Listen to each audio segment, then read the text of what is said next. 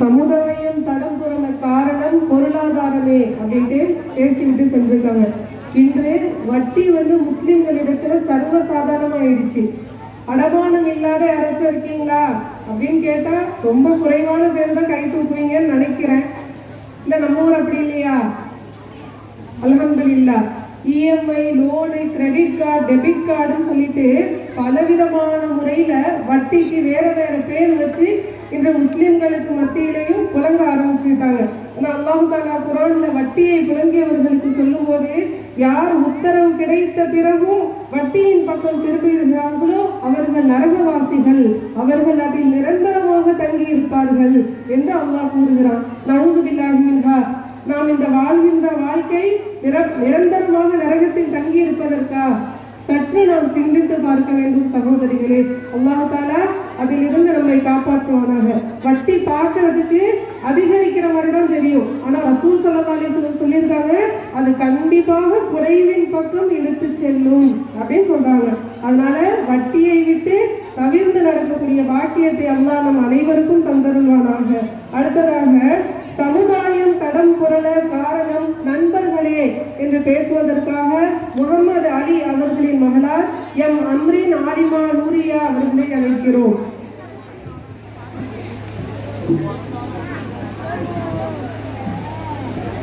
அஸ்ஸலாமு அலைக்கும் வரஹ்மத்துல்லாஹி வபரகாத்துஹு.